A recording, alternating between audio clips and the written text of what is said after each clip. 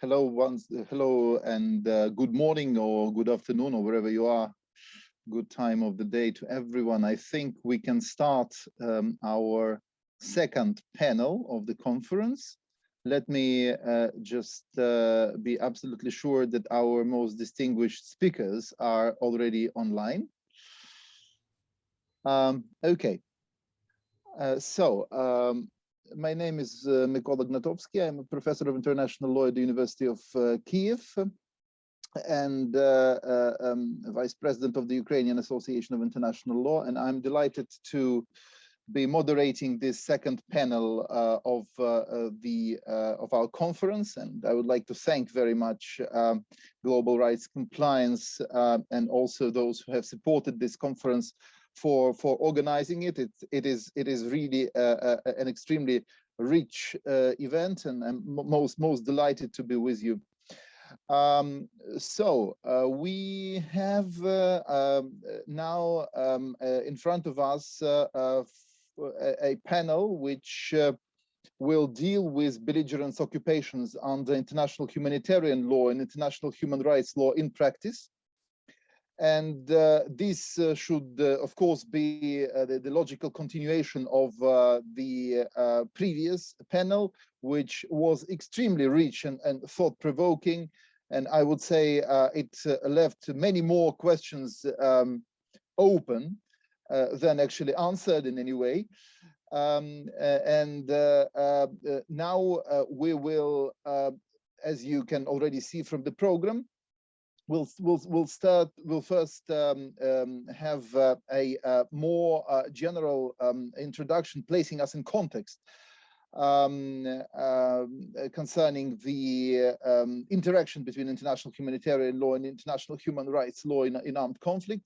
And then we will spotlight three different topics. Well, they're rather interrelated, I would say, but they are very concrete, and also to a very significant extent they are in the focus of attention in respect of the armed conflict in the territory of Ukraine, namely the obligations of the parties to the conflict relating to the environment, to water, and to health, especially in the context of the COVID-19 pandemic. Without further ado, let me introduce our first speaker. Once again, I must say, I feel extremely privileged to have such a speaker to open our panel. This is Professor Ian Klefner, who is a professor of international law at the Swedish Defense Academy and an extraordinary professor at the Faculty of Law of the University of Pretoria in South Africa. And Professor Kleffner, certainly, I don't think he really requires a lot of introduction, because this is a name extremely well known amongst those who deal with human rights law, international humanitarian law in particular, and also international criminal law.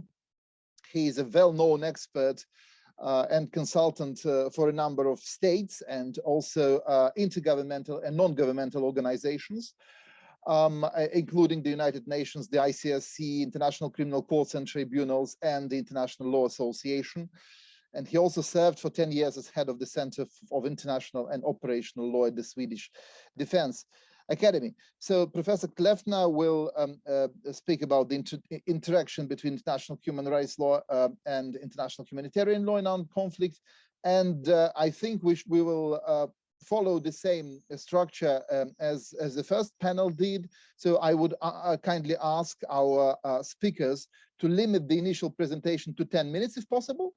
And then we will, after everyone has spoken, we will do several rounds of questions. And I immediately invite also all the participants to raise the questions once they arise immediately in the chat. That will facilitate my work very much, and also that will also help our speakers to have a look at which questions are being asked.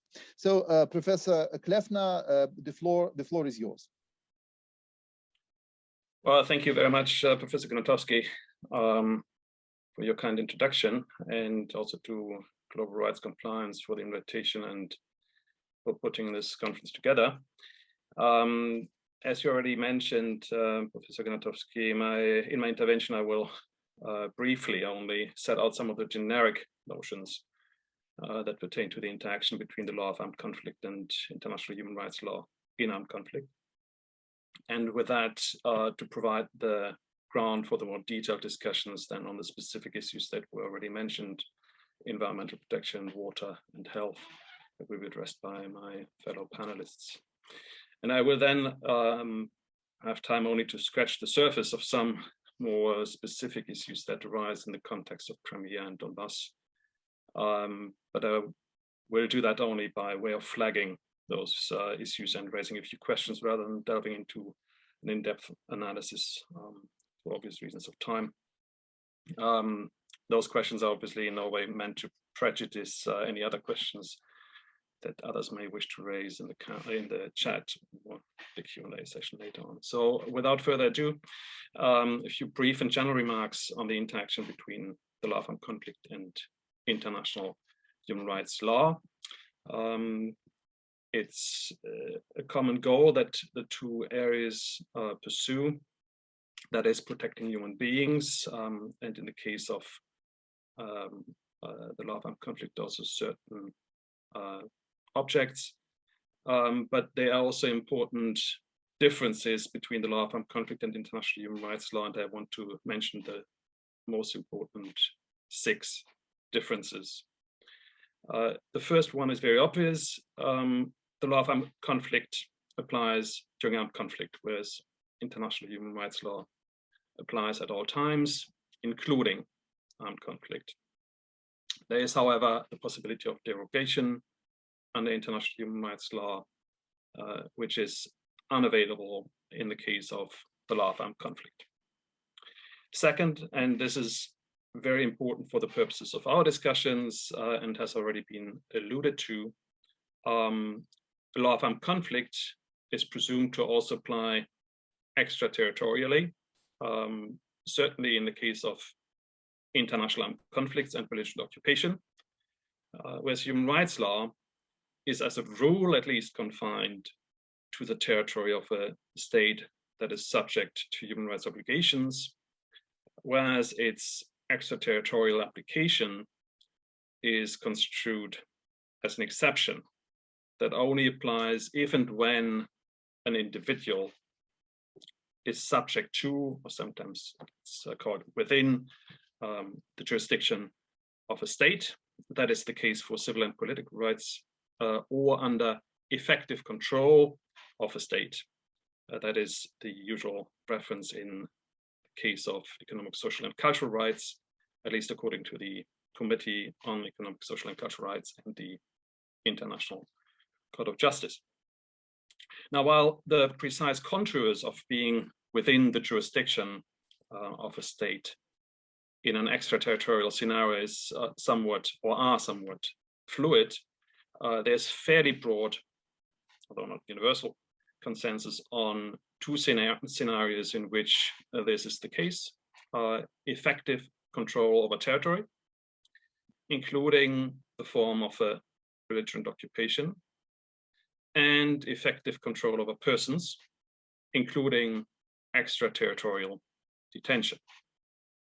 And this has pertinently been confirmed most recently also in the admissibility decision of the European Court of Human Rights in the interstate application of Ukraine versus Russia, where the Grand Chamber held that Crimea was within the jurisdiction of the Russian Federation for purposes of the European Convention.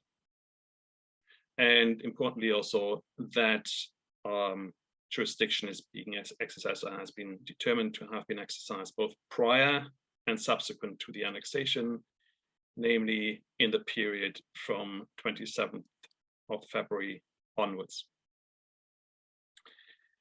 In contrast, one of the unsettled issues is whether and under what conditions the extraterritorial conduct of hostilities can render persons subject to the jurisdiction of a state, with the Human Rights Committee and perhaps in the present context, less pertinently, the Inter-American Court of Human Rights, answering the question in the affirmative, whereas the case law of the European Court of Human Rights, while not being entirely coherent, I should say, would seem to indicate an inclination to answer the question in the negative. Third difference, the law of armed conflict protects categories of persons, i.e. the protections under the law of armed conflict depend on a person's falling into one or other category that enjoys protection: civilians, prisoners of war, wounded, sick, and shipwrecked, etc. Whereas human rights protections extend to all individuals. The fourth difference, again important in the present context, the law of armed conflict binds all parties to an armed conflict and individuals, thus including non-state organized armed groups, whereas human rights law primarily binds states, and the extent to which others, not the least non-state organized armed groups, are bound remains subject to controversy. Fifth, the rights protected under the two regimes of the law of armed conflict and international human rights law differ in important respects, with international human rights law protecting the full plethora of civil, political, economic, social, and cultural rights. One may also add third-generation rights, while the law of armed conflict focuses on a more limited set of rights. For instance, it is silent on rights such as freedom of expression, the right to marry, a right to social security, and what have you. Sixth, and lastly, the implementation and enforcement mechanisms in the two respective fields differ significantly. And an important example is that litigation in domestic courts and individual complaints mechanisms, either on the regional or international level, are a regular feature of human rights law, whereas they are largely absent, although not entirely absent, from the law of armed conflict. So this all produces a legal landscape in which certain rights are exclusively matters of the law of armed conflict, others exclusively of international human rights law, and yet others matters of both. And the important question for our purposes is how the two fields interact in cases of simultaneous application. And these cases cannot only, I should add, involve non-international armed conflicts, but also international armed conflicts, provided that the belligerent state exercises such control over territory or persons so as to bring those persons into the jurisdiction of the respective state. So in such situations of simultaneous application, the relationship between the two fields is frequently described as being complementary and governed by the lex specialis principle. And I want to just take a few moments to add some more explanation to those two terms. Now, complementarity between the two fields denotes that they are mutually reinforcing, in as much as they complete and perfect, if you will, each other. That mutual reinforcement can manifest itself in a number of ways, which depend on whether a given question is exclusively regulated by the law of armed conflict or exclusively by human rights law, or in the third case, a given question is regulated by both the law of armed conflict and human rights law. In the first situation, the mutual reinforcement takes the form of the law of armed conflict filling the gaps left by human rights law. Think about the use of the Red Cross, Red Crescent, and Red Crystal Emblem, for instance, which is unregulated by human rights law. And here, the pertinent rules of the law of armed conflict apply exclusively. In the second situation, the reverse applies. For instance, since only human rights law regulates rights such as freedom of expression and freedom of assembly, the law of armed conflict is by and large irrelevant to the issue, and answers to questions pertaining to such rights then fall into the exclusive province of human rights law.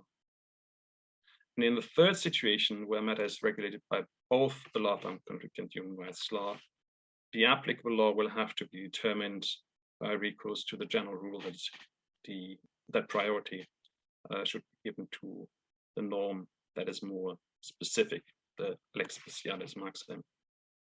And that maxim is a technique of interpreting legal rules as much as it is a means to resolve conflicts between legal norms.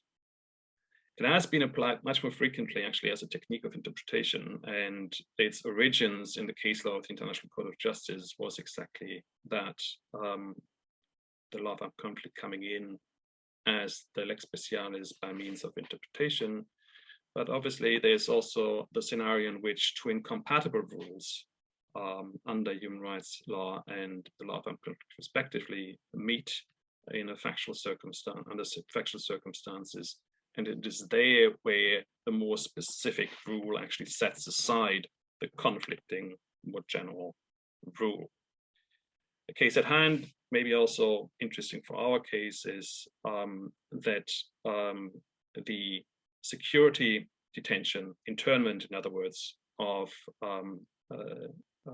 protected persons under the 4th Geneva Convention, or the internment of prisoners of war, are, well, security detentions, which are grounds for detention that are incompatible with the European Convention of Human Rights. And here, the lex specialis maxim as a conflict resolution rule would suggest that the more specific rule, that is the 4th Geneva Convention, Article 5 at Council, or the 3rd Geneva Convention, set aside the generic rule on arbitrary deprivation of liberty in Article 5 of the European Convention. Reality looks slightly different, and I will return to that in just a minute. So where does all of this leave us in the situations of Crimea and Donbas? First, as far as Crimea is concerned, we already discussed the notion of belligerent occupation and determined, or at least there seems to be consensus, that the Russian Federation is to be considered the occupying power in Crimea. Since occupation implies effective control, and effective control amounts to an exercise of jurisdiction in the sense of human rights law, the Russian Federation is subject to the law of belligerent occupation as much as to human rights law. It means also that certain matters hence fall exclusively into the regulatory reach of the law of belligerent occupation, others into one of human rights law, and yet others are regulated by both areas of law, in case of which the specific question at hand needs to be determined by recourse to the lex specialis maxim. Now, while this may appear more or less clear in the abstract, the application in concrete cases may be more difficult, not the least when considering the possibility of litigation. I want to illustrate that by the aforementioned incompatibilities between the law of belligerent occupation and the 4th Geneva Convention internment provision, Article 5, in other words, with the provision on deprivation of liberty in Article 5 of the European Convention. If one looks into the case of Al-Jeddah, which is dealing with such circumstances, the European Court of Human Rights would, or the jurisprudence of the European Court of Human Rights would seem to point in a different direction than lex specialis, namely that security detention in full compliance with the 4th Geneva Convention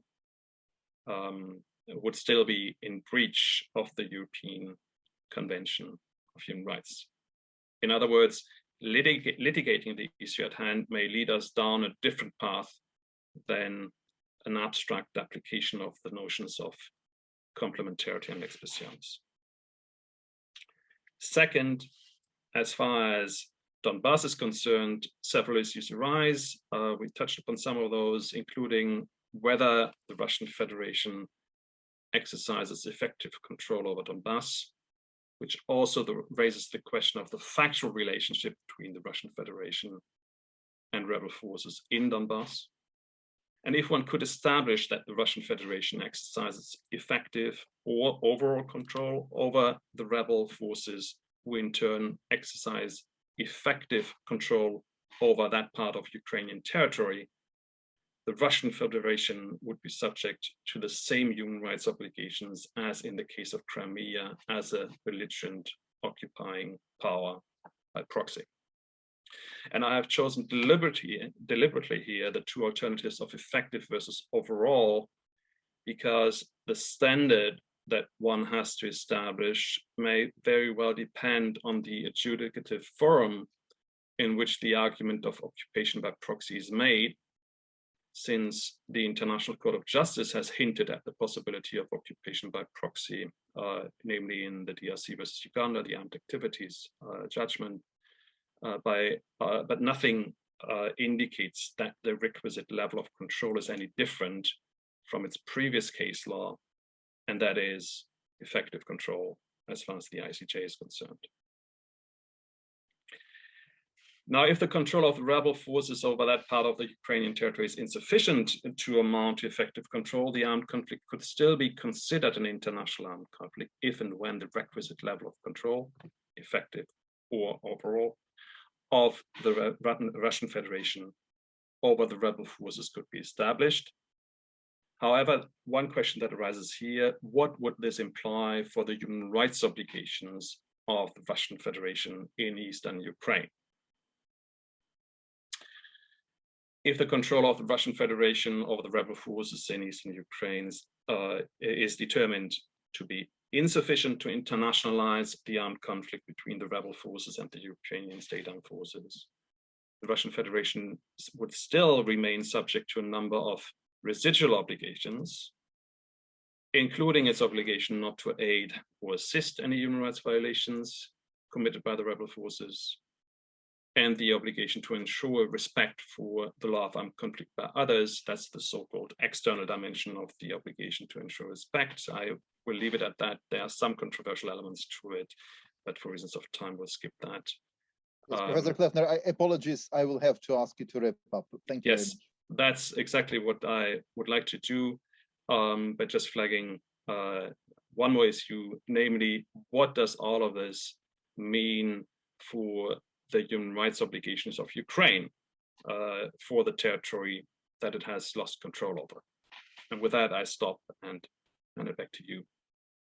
Thank you very much. Thank you very much, Professor Kleffner, for your introduction, for your presentation, which has been extremely, I think, rich also and helpful for our further discussion. Without further ado, and once again asking our dear and most distinguished speakers to pay close attention to the time, as I have limited possibilities of flagging you the remaining time in a non-intrusive manner.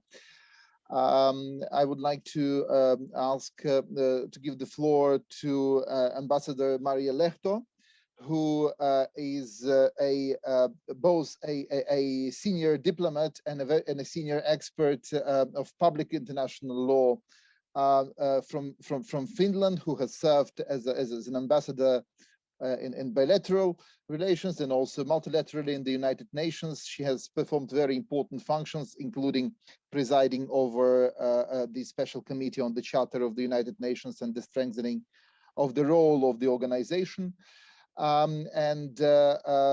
are really delighted to have you, Ambassador Lehto, with us today.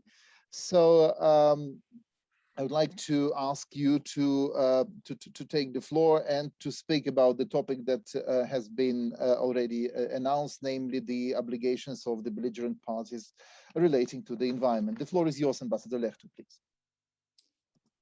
Thank you, Mr. Chair, for the kind introduction. And I also wish to thank the organizers for the invitation to speak in this timely and important workshop. I have been asked to say a few words of environmental obligations, and I will focus on the work of the UN International Law Commission on protection of the environment in relation to armed conflicts. In the context of this work, the Commission has identified certain environmental obligations that an occupying power has towards the population of the occupied territory, towards the territorial state, and towards other states. The topic as a whole has nevertheless a broader focus and seeks to cover the whole conflict's life cycle, before, during, and after.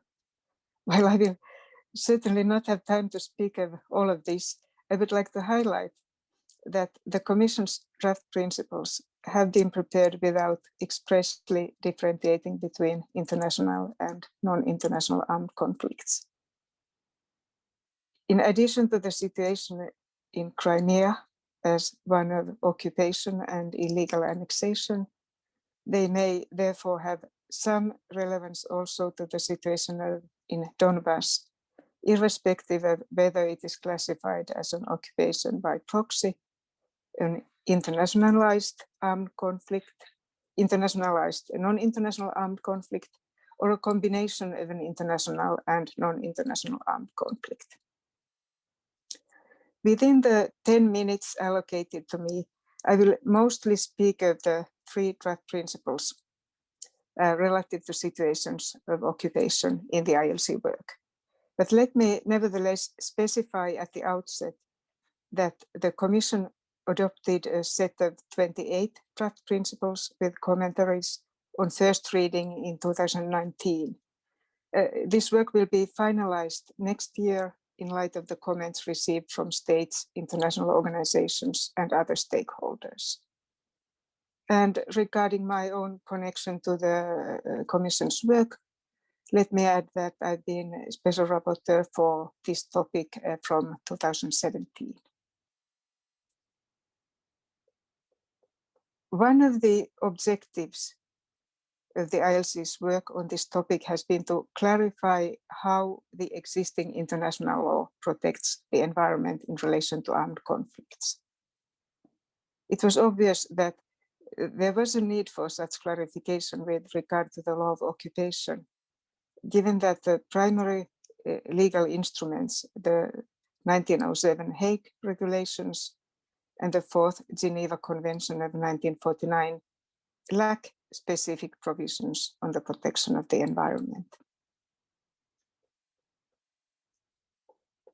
At the same time, and I think this has already been pointed out in the previous presentations, most of the rules of the law of occupation are of a general nature, and they have proved flexible enough to be adapted to changing circumstances. The Commission has therefore been able to base the draft principles relative to situations of occupation on existing customary law obligations, which have been interpreted in light of subsequent developments in international law.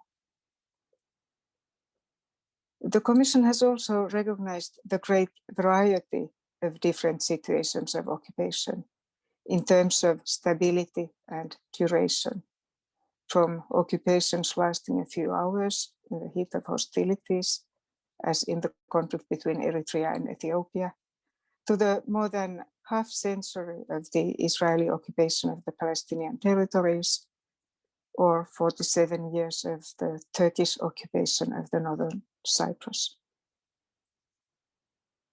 As a rule of thumb, it can be said that the longer an occupation lasts, the more onerous the obligations of the occupying power.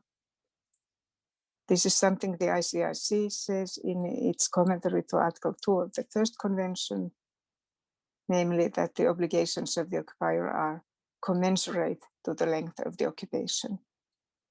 In addition to the law of occupation, other areas of international law, such as human rights law and international environmental law, have relevance in situations of occupation. And the more so, the longer the duration. I will now briefly describe the essential content of the 3 draft principles relative to situations of occupation. The first of them sets forth the general obligation of an occupying power to respect and protect the environment of the occupied territory, and to take environmental considerations into account in the administration of such territory. This provision, and I trust that you have the texts of the draft principles which have been circulated last night. This first paragraph of the first draft principle is based on the occupying power's obligation to take care of the welfare of the occupied population, in line with Article 43 of the Hague Regulations. The obligation to ensure that the occupied population lives as normal a life as possible in the prevailing circumstances entails environmental protection. Environmental protection is a widely recognized core public function of the modern state. We can also say that environmental concerns relate to an essential interest of the territorial state, the territorial sovereign, which the occupying state as a temporary authority must respect. This provision further provides that an occupying power shall take appropriate measures to prevent significant harm to the environment of the occupied territory that is likely to prejudice the health and well-being of the population of the occupied territory. The purpose here is to indicate in particular that significant harm to the environment may seriously affect the enjoyment of certain human rights, such as the right to life, right to health, or right to food. Right to water could also be mentioned. This draft principle further requires that an occupying power respect the law and institutions of the occupied territory concerning the protection of the environment, and may only introduce changes within the limits provided by the law of armed conflict. The term law and institutions is intended to also cover the international obligations of the occupied territory or the territorial state. The specific content of this obligation obviously depends on the circumstances of the occupied territory, including the environmental legislation in force and adherence of the territorial state to international conventions on environmental law. The second draft principle relates to the use of natural resources of an occupied territory, an issue of which Professor Bote already spoke. Let me say at the outset, and I very much agree with Professor Bote, that there's no general right for an occupying power to exploit the natural wealth of an occupied territory. A number of limitations derive from the law of occupation, and the prohibition of pillage forms an absolute limit to the exploitation of the natural resources of an occupied territory by the occupying power, or by private actors within the area under the occupying power's effective control.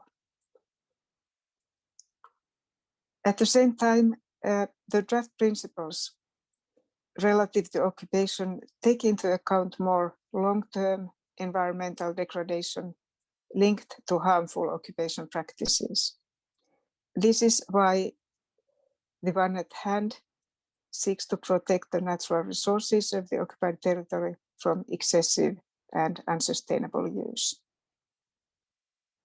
This provision states that an occupying power, to the extent it is permitted to administer and exploit the natural resources of an occupied territory, must do so in a way that ensures their sustainable use and minimizes environmental harm. This provision is based on Article 55 of the Hague Regulations, which regards the occupying power, I quote, only as administrator and usufructuary of immovable public property in the occupied territory. This description in the Hague Regulations has traditionally been interpreted to forbid wasteful or negligent destruction of the capital value, whether by excessive cutting or mining or other abusive exploitation.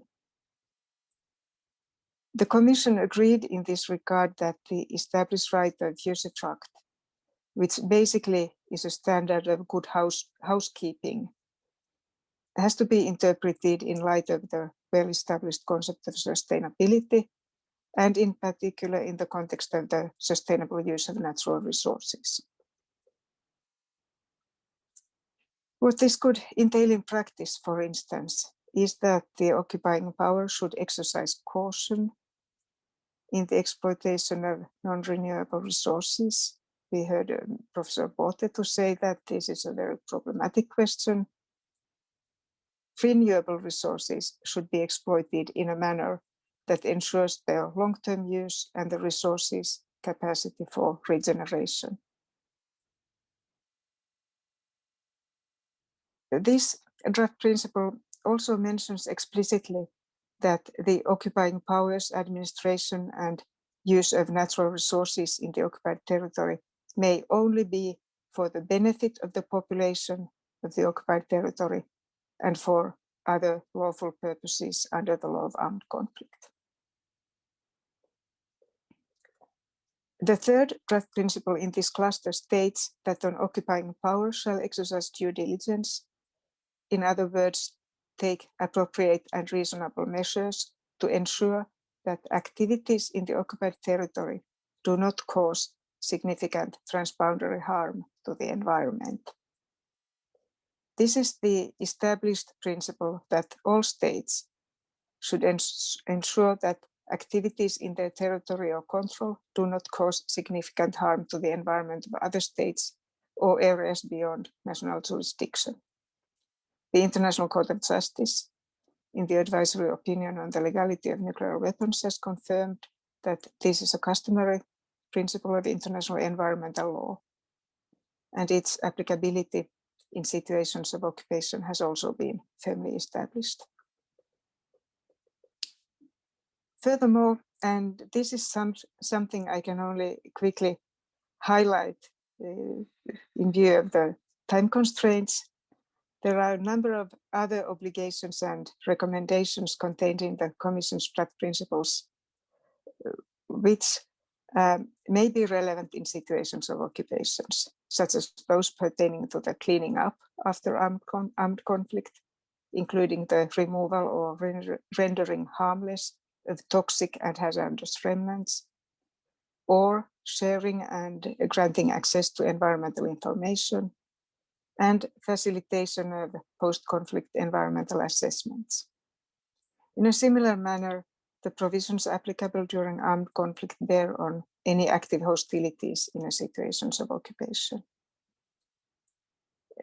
This point of departure is captured in the general commentary, which states that the other draft principles apply mutatis mutandis to situations of occupation, given the variety of different situations of occupation. I believe, Mr. Chair, that I have now used my time. I would be very happy to answer any questions that the participants may have, and I thank everybody very much for your kind attention. Thank you very much indeed, Ambassador Lehto, for your excellent presentation. Very clear, extremely interesting, and also, I think, very much inviting the participants to ask questions, which you said you would be glad to answer, and also for keeping with your timing. Thank you very much indeed once again, and let us proceed to the next speaker. Before we actually can start asking questions, but I invite the participants to formulate the questions already in the chat, and there's already been a question, and please continue along these lines. That would be most helpful. Now I'm very happy to give the floor to Ms. Catriona Murdoch, who is a barrister practicing in international law and a partner at Global Rights Compliance, where she leads the starvation and humanitarian crisis portfolio. She's both a barrister and an international criminal and international human rights law expert, with a very interesting and rich practical experience. She has kindly agreed to speak about the topic, which is one of, I would say, one of the hottest practical topics in the current situation in which Ukraine has found itself with the occupation of Crimea in particular, and also with the armed conflict in the territory, in its eastern regions, namely the obligations of belligerent parties relating to water. So I think that everyone is really very eagerly looking forward to your presentation, Ms. Murdoch. So without further ado, the floor is yours. Thank you very much for the introduction, and to my fellow panelists. I would like to begin with just a few qualifications. I cannot confess to be an occupation or indeed a Ukraine specialist, so any observations that I make today are my own and are without prejudice to the final opinion that will be produced by GRC, who may well arrive at a different and more likely informed conclusion. But what I hope I can offer is some brief observations on the right to water and the associated prohibitions on attacking or depriving civilians of it, and where along the spectrum that conduct might be considered in and of itself as a war crime. So I propose to touch on three areas. So first, what is the right to water and how is it protected in international law, with reference to the situations in Crimea and in the east of Ukraine? Second, in the event that the opinion concludes that there is an occupation, what might be the principal obligations upon Russia as an occupying force in relation to water? And three, likewise, what, if any, residual obligations might Ukraine hold in relation to water in any part of its territories that may be considered as occupied? But before I outline the right to water and international law, I would like to make just some brief remarks on the cycle of conflict and hunger and water issues more generally.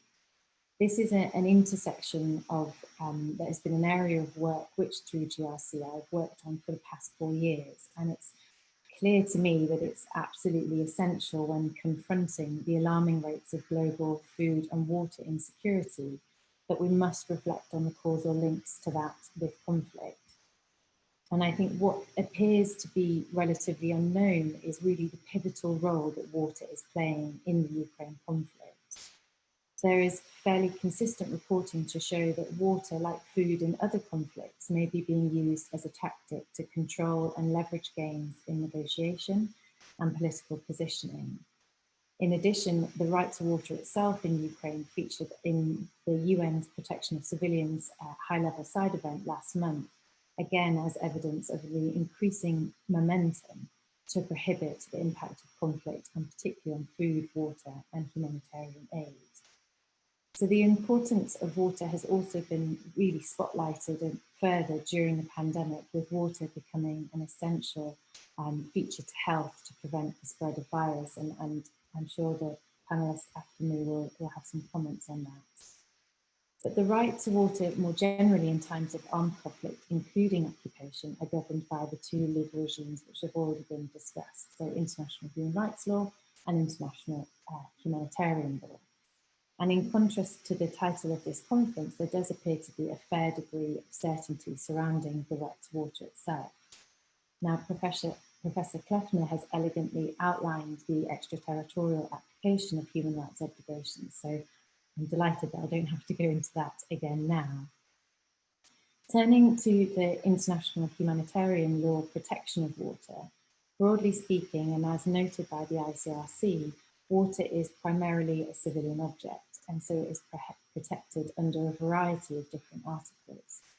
It is also, of course, indispensable to survival and is therefore captured by the protections afforded to civilians under against deliberate starvation. And I think it's important to flag that there is a common misperception that the prohibition of starvation in international law refers only to a lack of food, whereas objects indispensable to survival have been defined non-exhaustively and of course include water. Water installations, supplies and irrigation rights specifically are specifically mentioned under the category of objects indispensable to survival in the Geneva Conventions. And the protection extends not just to water, but to the supply itself. So canals, irrigation, dams, cleaning systems, sewage systems, and so on. And these are highly protected objects. The hostile control of dams in particular has been noted to carry specific risks. In terms of conflict classification, in both a non-international armed conflict and an international armed conflict, it is prohibited to attack, destroy, and render useless objects indispensable to survival of the population. So I think, for example, when you see reports in the east of Ukraine of repeated shelling on water facilities and infrastructure, and where the water pipes there are snaking across numerous different front lines, have become damaged or indeed rendered useless, this would engage that specific prohibition in IHL. In addition to a lack of access to water, and touching upon Ambassador Lehto's presentation, there is also the serious environmental impact of the repeated attacks on water facilities. And again, these have been well documented in Donbas, including, just to mention too, the release of liquid chlorine and air pollution as a result of attacks, and the discharge of sewage and untreated industrial waters into reservoirs and rivers. Pivoting slightly, conduct such as blocking a water supply that restricts civilians' access may also be considered to cause a deprivation under IHL. And it's important to note in the context of Crimea that starvation can also result from omissions. So deliberately refusing not to take measures to supply the population with water, for which is indispensable, would in a way become a method of combat which itself could become prohibited.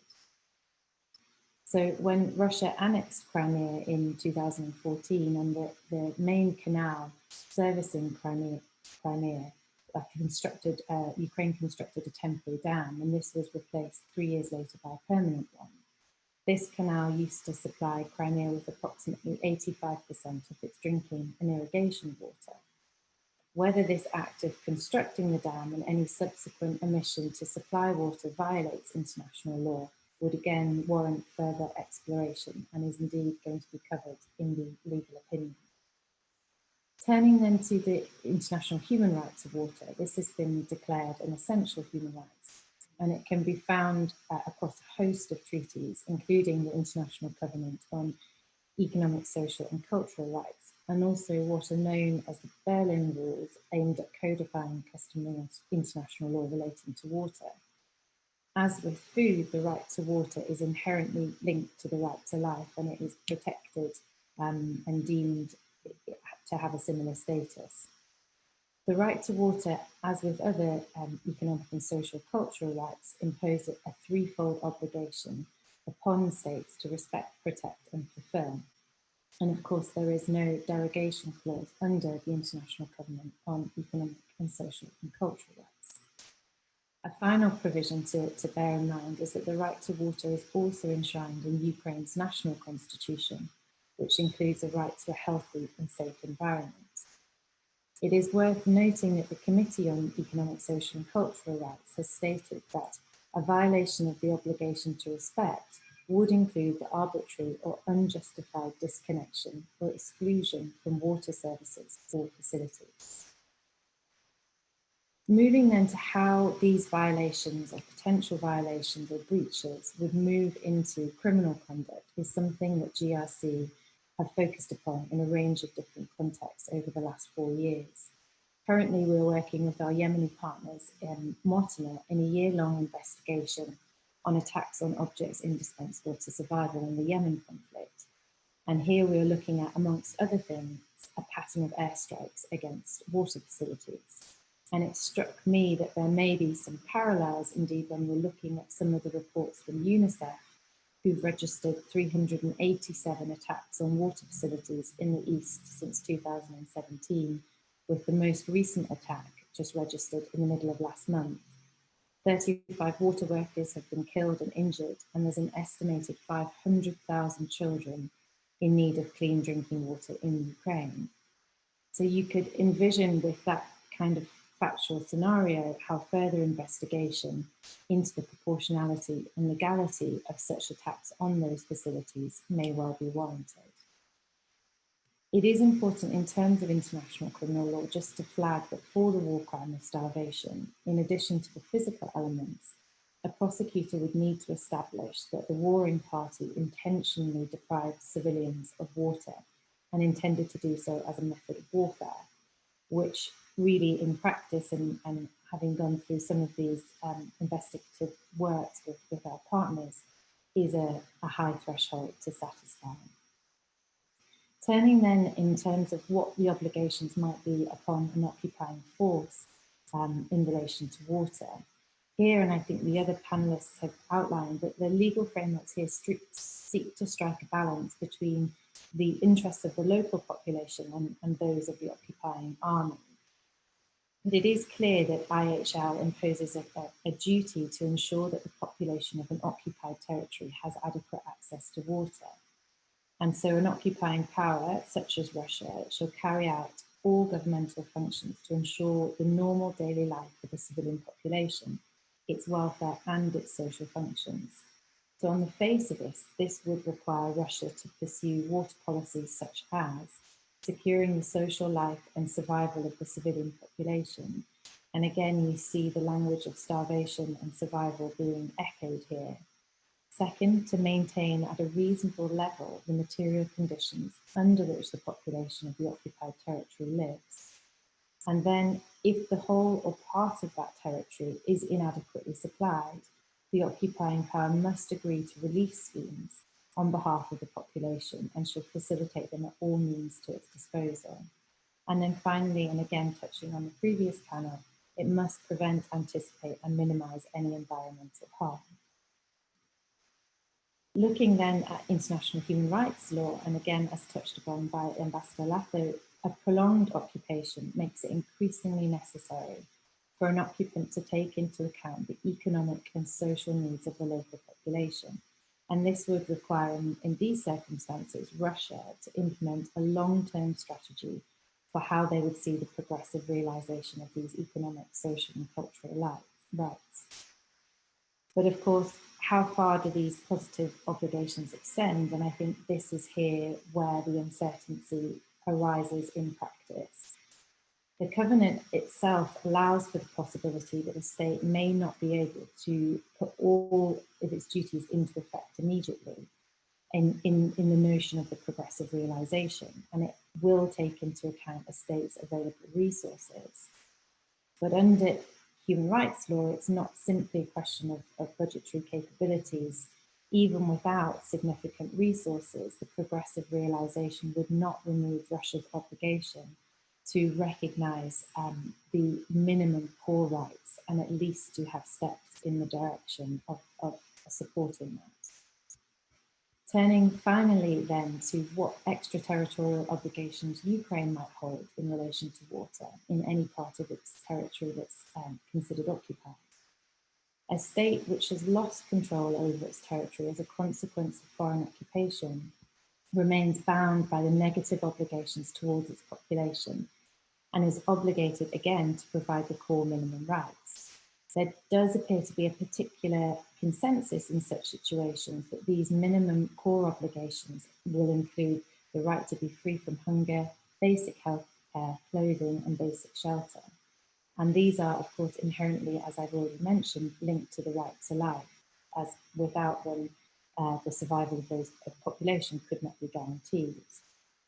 I think where that tension and the uncertainty arises again is, of course, in upholding these minimum core obligations. That poses itself a complex tension within international law, which recognizes the right of a state not to acquiesce to the unlawful annexation of their territory. So I hope that those observations have highlighted some of those tensions, and I thank you again for your time and for the opportunity to spotlight this really important issue. Thank you very much indeed, Ms. Murdoch, for this presentation, which I think sets out the scene perfectly, and I very much hope for a lively discussion afterwards. But before that, we have last but not least another very I think very exciting topic, which we certainly all anticipate eagerly. This is the obligations relating to health, in particular, including the situation with the COVID-19 pandemic. And we have a distinguished speaker to cover this topic. This is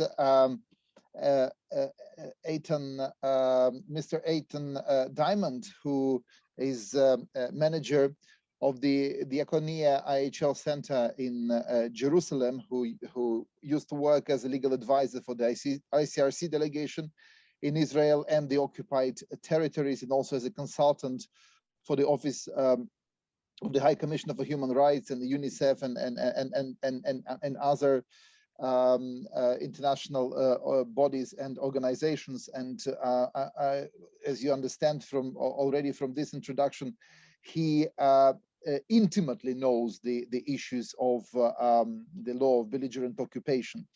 So I would like to pass the floor to Mr. Diamond straight away, and also to invite the participants to continue putting their question in the chat. That would facilitate the beginning of our questions and answers session. So Mr. Diamond, you have the floor, please. Thanks very much. So first of all, I'd like to express my gratitude to the organizers for inviting me to speak. I'm really glad for the opportunity to join you in this important debate. I must say, though, that I'm a little less pleased that lessons from the Israeli occupation of Palestine are relevant elsewhere. It would be nice if we had happier exports to discuss. I will note, as was observed, I have some experience in relation to belligerent occupation, and I will speak about the law. What I don't know much about is the particular context that this event is focused on. And so I will speak about the law in abstract and add perhaps some observations from a different occupation, from the Israeli occupation of Palestine, in relation to this issue, which hopefully will nevertheless be useful for people to draw relevant insights about. A couple of preliminary remarks. So first of all, in terms of the scope of this presentation, I'm going to be speaking about obligations relating to health in situations of occupation, and will not be addressing belligerent health-related obligations in other situations of armed conflict. A distinguishing feature of situations of occupation is the fact that the occupying power has effective control over the civilian population of the occupied territory. In a way, they are in its hands.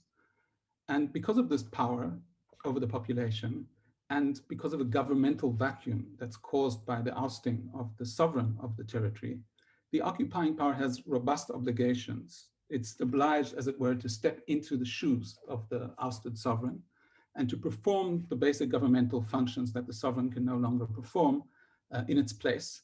And this includes functions relating to health services, or the provision of health and securing the right to health. The second point that I'd like to make here is that at the Diakonia IHL Center in Jerusalem, we've recently grappled with questions about the scope of an occupying power's obligations in relation to health when analyzing responsibilities in response to the outbreak of COVID-19 in the occupied Palestinian territory.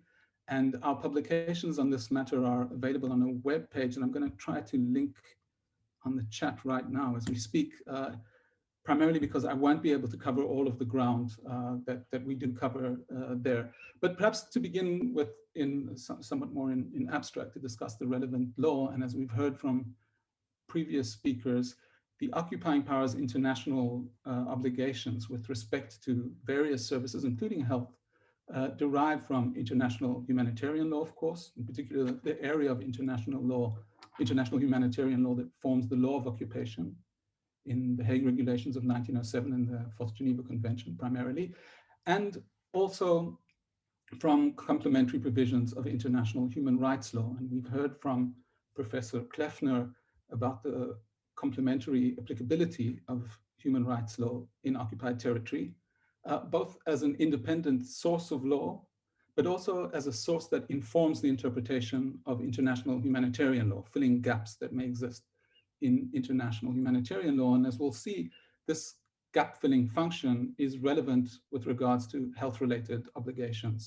under international humanitarian law. So I'm going to discuss some of the key provisions in both of these, in these two legal frameworks, and I'll begin with IHL. And there are 5 main provisions that I'd like to highlight. First of these is a really foundational provision of law in the law of occupation. That's Article 43 of the Hague Regulations of 1907, under which the occupying power is responsible for ensuring public order and civil life. And civil life is really the important notion here. And this is a notion that covers many aspects of life, including economy, education, welfare, and health. This, by the way, is confirmed, among others, by the Israeli Supreme Court in its considerable jurisprudence on the law of occupation. So that's in the Hague Regulations. And then there are a number of provisions in the Fourth Geneva Convention that are important here. The first of these is Article 55 of the Fourth Geneva Convention, which establishes that in an occupied territory, the occupying power has a duty to provide, among other things, medical supplies. And this is a duty to provide. It's important for me to highlight, this isn't about letting others provide. The occupying power itself has an obligation to provide these medical supplies in the first place. The second article is Article 56 of the Fourth Geneva Convention, which states, among other things, that to the fullest extent of the means available to it, the occupying power has the duty of ensuring and maintaining, with the cooperation of national and local authorities, many things, including public health. And this includes taking measures to combat epidemics. This is stated specifically in Article 56, and for that reason, there was a lot of reference to Article 56 in discussion about the occupying power's responsibilities, or the division of responsibilities with respect to COVID-19. And there was a lot of reference also to the fact that the occupying power is supposed to cooperate with national and local authorities. And some had suggested that the brunt of the responsibility is on the national and local authorities. I'll relate to that a bit more in a moment, although I would point out already that ultimate responsibility on our analysis rests with the occupying power. Another provision to highlight is that of Article 59 of the Fourth Geneva Convention, which relates to relief efforts and relief supplies, and including medical supplies. And it establishes that if the whole or part of the population of the occupied territory is inadequately supplied with these kinds of supplies, then the occupying power shall agree to relief schemes on behalf of the population and shall facilitate them. So it has to allow and facilitate the provision, the passage of relief by others. So I mentioned before its own obligations. It also has obligations not to obstruct and to in fact facilitate the provision by others. And finally, Article 61, which is quite closely connected to Article 59 for this purpose, establishes that the occupying power shall facilitate the rapid distribution of relief consignments. So again, an obligation to facilitate when others are providing assistance. So that's a brief overview of some of the key provisions in IHL. Turning now to international human rights law, and here really the key provision is found in Article 12 of the International Covenant on Economic, Social, and Cultural Rights, which establishes in its first paragraph that the states parties to the present covenant recognize the right of everyone to the enjoyment of the highest attainable standard of physical and mental health. And it later specifies that the steps to be taken by state parties to the present covenant to achieve the full realization of the right shall include those necessary for, among other things, the prevention, treatment, and control of epidemics. That's part of the obligation. So that's a provision in human rights law that has been clarified by the UN Committee on Economic, Social, and Cultural Rights, which is responsible for monitoring the implementation of the covenant. And it clarified in its general comment 14 that this right to health includes essential elements, availability, accessibility, acceptability, and good quality of the health services provided. Now, of course, these elements have to be, respecting them is essential for complying with human rights law, but I would point out here that they are also important to give meaning to the IHL provisions that I rapidly outlined before. So, for example, in order to understand what ensuring public health is, this term used in Article 56 of the Fourth Geneva Convention, it's important to refer to human rights law and to these requirements that exist under human rights law. And another really important principle that is introduced by human rights law is that health services are to be provided in a non-discriminatory manner. And that should inform, in our view, the interpretation of the IHL provisions as well. So non-discrimination between the protected persons within the occupied territory, but in our view, also non-discrimination between the occupying power's own population and the population of the occupied territory. So that's a kind of quick overview of the provisions of law relevant here. Now I want to just touch on how these apply in a concrete case.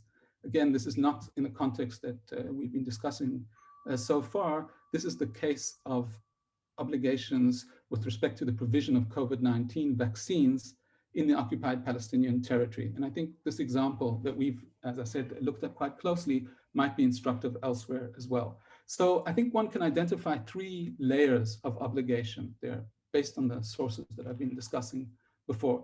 The first of them is a duty to supply the vaccine, or more broadly, health services.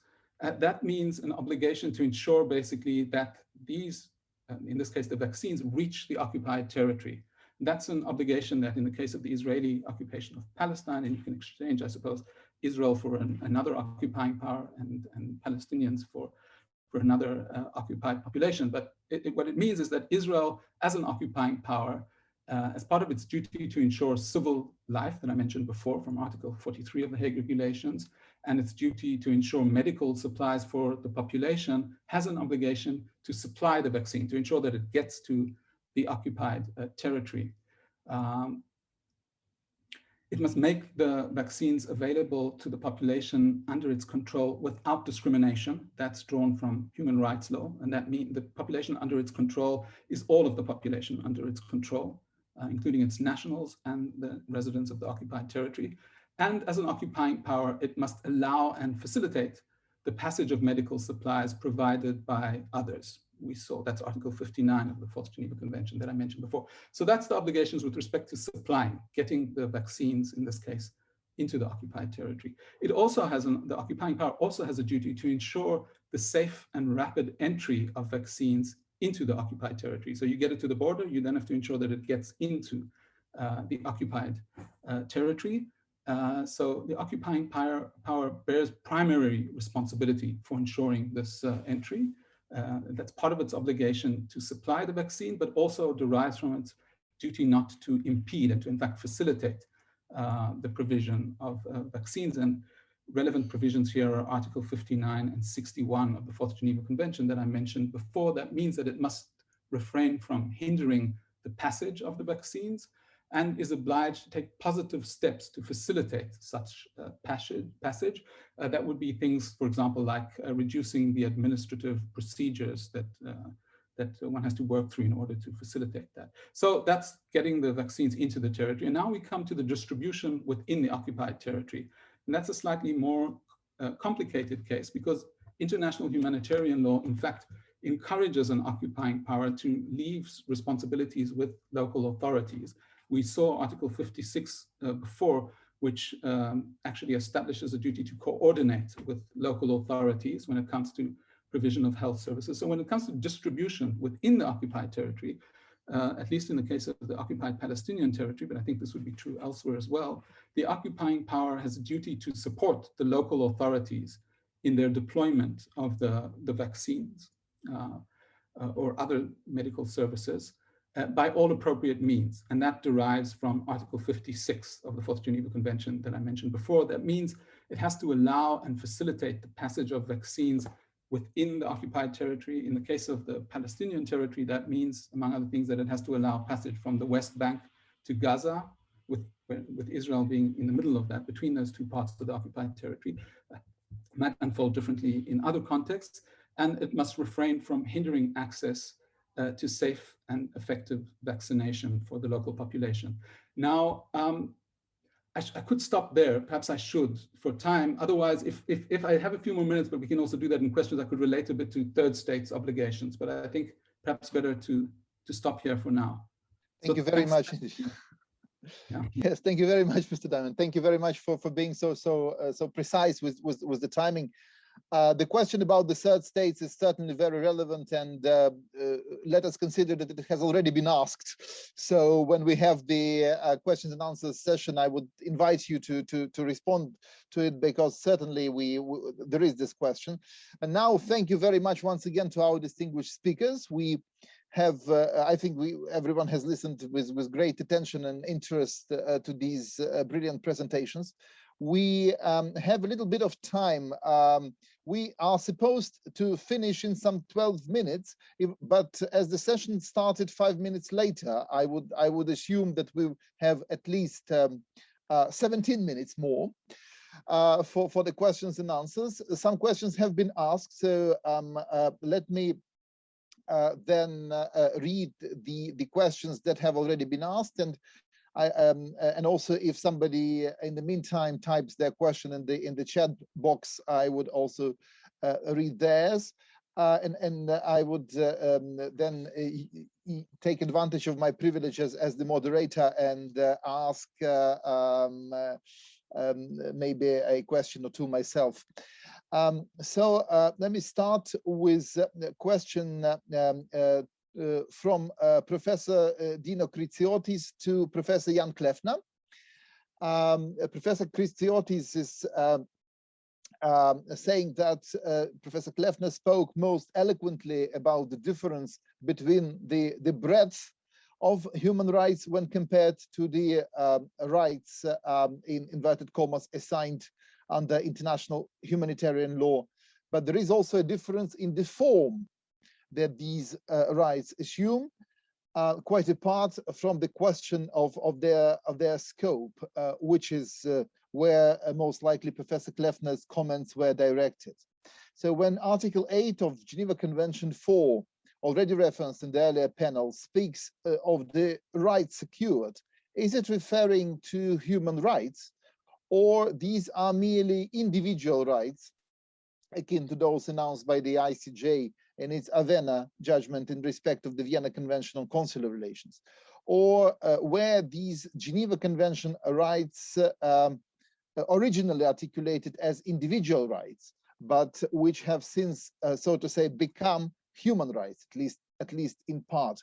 So this is the first question, which is addressed to Professor Kleffner. I would invite Professor Kleffner to take this question, and then we'll continue with the question to Ambassador Lehto. So Professor Kleffner, you have the floor. Thank you very much. That's an exquisite question. Thank you very much for that. Well, to answer it, I mean historically, I think the law of armed conflict has always been conceptualized as establishing primarily, at least, horizontal relations between parties to an armed conflict, rather than vertical relations between a party and individuals. As a starting point, I think that's where we have to go. Although we find obviously references to the notion of rights in the law of armed conflicts, but I'm fairly certain that they were not thought of as invocable rights of human rights, in other words, if I understand your question correctly in that way. What has happened since is, well, a certain process of, can we call it human rightsization, in which individuals have invoked human rights proper under the covenant, for instance, under the European Convention and so forth, that overlap in substance, at least to some extent, with rules of the law of armed conflict. And through that process, I think the thinking of rights in the law of armed conflict as human rights has entered the arena. Having said that, attempts to directly invoke rights under the law of armed conflict in front of domestic courts, for instance, has proved to be fairly unsuccessful. I'm thinking of German case law, for instance, the Waver Bridge cases or case and similar, where one has sought to invoke rules of the law of armed conflict. In other domestic jurisdictions, one has tried to do that by combining the compensation duty clauses in the Hague Regulations and the first additional protocol together with rights as they occur in the law of armed conflict. Again, to not much avail. At the end of the day, I think obviously much will depend on the domestic system in question, how that domestic system would entertain litigation invoking directly rules of the law of armed conflict. But I would suggest that the form that you're referring to is indeed different in those two areas of law.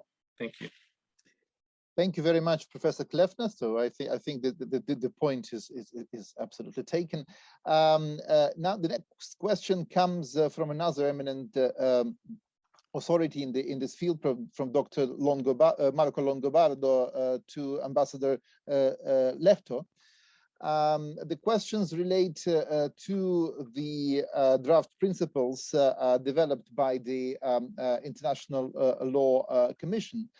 Do these principles provide any rule that cannot be already derived from current treaty law? And in any case, to what extent do these principles codify or crystallize or progressively develop customary international law?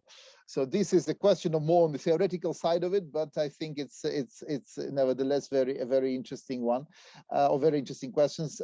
Ambassador Lehto, you have the floor, please. Thank you very much, Mr. Chair, and thank you to Marco Longobardo for a very interesting question. If we speak of the three draft principles relative to situations of occupation, they are clearly based on the Hague Regulations, derived from the Hague Regulations.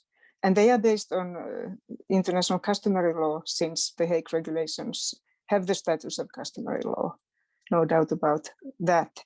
The added value, I think, is that these draft principles expressly spell out certain environmental obligations of an occupying power. This has been actually a neglected area in international law. One of the very few documents that pay any attention to the environment of occupied territories is the 1992 Rio Declaration. There is one principle that says the environment and natural resources of people under oppression, domination, and occupation shall be protected, unquote. I think it's telling that 20 years later, there was a UN report that reviewed the implementation of the Rio principles. And regarding this one, it only stated that undoubtedly there were several instances of depletion and degradation of the resources and the environment of occupied territories, but that ultimately the international law relevant to this principle is surrounded with ambiguities. So I think there really has been a need to clarify how you can read the established obligations of the law of occupation in relation to the protection of the environment. And what the Commission has done has been to interpret these age-old obligations in an environmentally friendly way. What I should add is that the principles as such are fairly general, but the commentaries, which are an essential part of the ILC work always in every topic, they contain more detail on how international human rights law and international environmental law complement the law of occupation. Your other question concerning crystallization, codification, crystallization, or progressive development, I think there we should go to the other draft principles. And I would take an example of the two draft principles that deal with corporate due diligence and corporate liability. Very briefly, they ask states to ensure that business enterprises operating in conflict-affected areas, and this of course includes situations of occupation, that these business enterprises exercise environmental due diligence, and that they can be held liable if they cause damage to the environment or public health. This is an area that is really on the move. There have been several developments in the context of business and human rights. There's binding regulation at the national level and in the regional level, for instance, in the European Union. There's lots of relevant national and regional jurisprudence. The ILC draft principles build on these developments, and I think where they can contribute is to consolidate an emerging rule of customary international law. They can influence further legal developments, but it's clear that the customary international law is not yet there with regard to corporate due diligence and liability, and therefore the draft principles have not been cast in mandatory terms. I hope these few examples satisfy your interest. Thank you very much. Thank you very much, Ambassador Lehto. This is most elucidating, very interesting, and of course the topic, and especially the aspect that has been raised by the questions is really enormous, and we.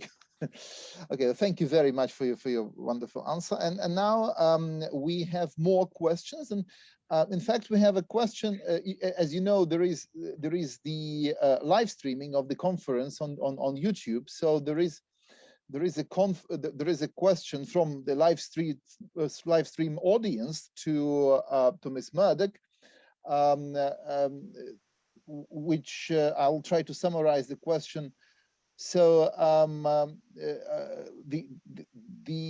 one of our listeners is asking whether the cases expressly mentioned by Ms. Murdoch, I guess, they raise the issue of the right to water in the context of armed conflict, and could this be an avenue to explore for Ukraine in terms of bringing Russia to responsibility at the international level? And let me complement this question by a different aspect, the one that I think you have already mentioned, and the one that is probably the hottest in the public domain, namely the question, of course, of the supply of water for Crimea from the Dnieper River. And as you mentioned, we're talking about resources and the obligation to provide resources which are indispensable for the civilian population.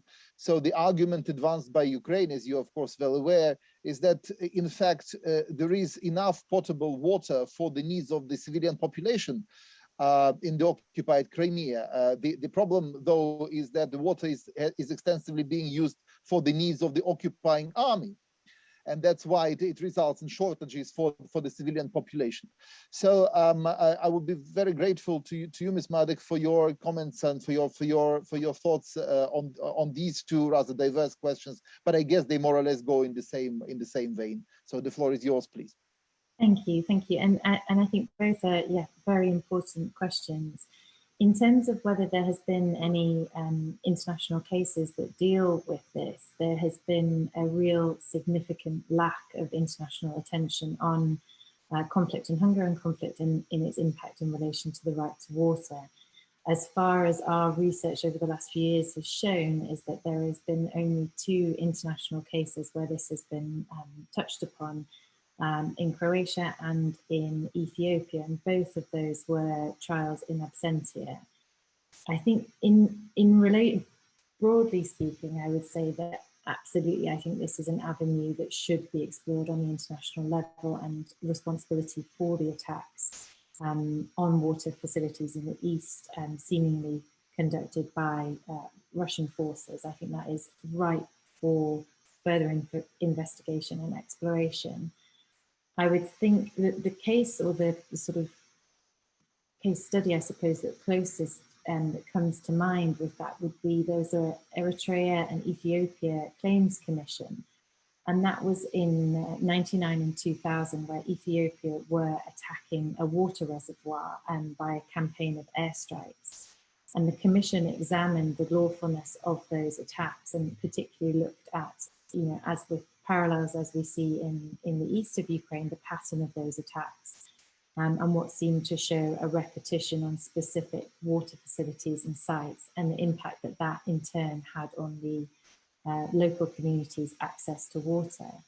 What they found was that there was a breach of Article 54 of the Geneva Conventions, and that they had prohibited the civilian population of water, which they of course classified as an indispensable to survival. And they noted that that prohibition, of course, is very much widely accepted in customary international law. So I would say that that would be a useful, albeit it's not a case, a piece of information from that Claims Commission as to how they analysed that specific issue. I would probably, in terms of whether there were other attacks on water facilities in other conflicts that have gone through international courts and tribunals, trying to rack my brains whether there was anything specific in the Balkans, in the former Yugoslavia, and I would defer to Wayne's Jordash's encyclopedic memory on that. I don't think there was anything specific in jurisprudence there, but I think my short answer would be that yes, it would be something that I would strongly advise would be a point of investigation. And if the documentation by the likes of UNICEF and others who are collecting that information is anything to go by, it does seem to indicate that there is a pattern of attacks. In terms of the second question and how the deprivation of water, again, it's a very difficult one as to how to separate the civilian water supply from a military water supply. And that is a particularly thorny issue, really, in terms of how you would go about doing that in practice. I think what's important probably to flag in that context is the covenant itself in terms of economic, social and cultural rights, the general commentary on the right to water. In relation to that is that there is an undertaking on both parties to guarantee that the relevant rights would be exercised without discrimination. So on that basis, there would be an obligation to supply water without discrimination, both to the civilian population and to others who in practice may be utilising it. I think going beyond that, my preliminary view would be that given that there is a minimum obligation upon Ukraine to supply the civilian population, I think that in practice applying with that obligation when limiting the water supply to the military, I think would carry the risk in and of itself of violating that minimum core right, if that makes sense. I think, certainly it's a thorny issue, and one that I would, is as I say, is going to be covered in the opinion and will be elaborated in more detail there. But my preliminary view would be that trying in practice to separate those supplies from civilian to military would be complicated. Thank you very much, Ms. Murdoch, for these answers. Again, I think we just touched the tip of the iceberg, and certainly then there's so much to discuss about this. Thank you very much for this, and I ask for the audience's indulgence. And there's still a question, an important one, to Mr. Diamond concerning the obligations of the third parties in respect to the health-related obligations in the occupied territories, and certainly.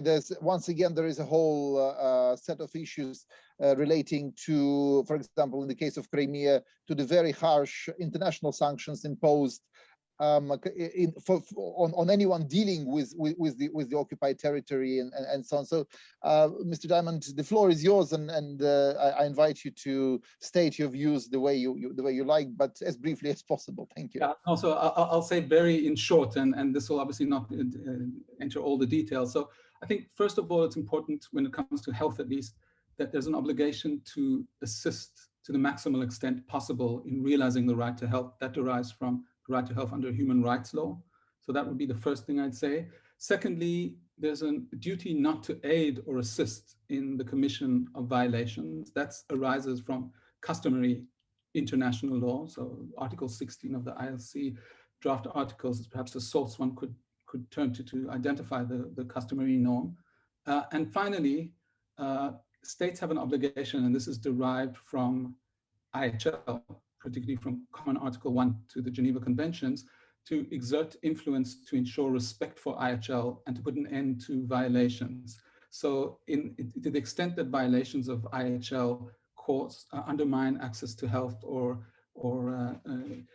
third states have a role in actions by an occupying power in breach of its obligations with respect to health, then Common Article 1 would kick into place. So that's, I mean, at a very kind of architectural and quick level, obviously more to be said. Thanks.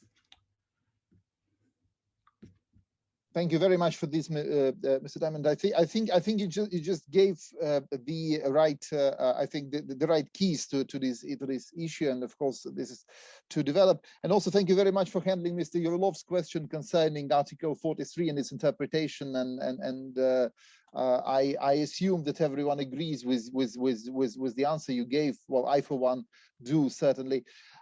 Thank you very much once again. And before completely wrapping up, I would like to thank, first of all, very much our distinguished speakers for your presentations, for the answers, for opening the wells of issues that certainly will provoke and I hope will stimulate our participants to think about them and perhaps to research them. And now I think we have come to the end of our second panel, and I will return the floor to the organizers. I think to Ms. Badu for the words of conclusion of the first day. Thank you very much once again, and thank you very much to the audience for your questions and for your attention to our panel. Thank you. Thank you, Mykola. I'll just join you in thanks for our moderators, panelists, interveners, and all of our audience for joining us in these very important discussions today.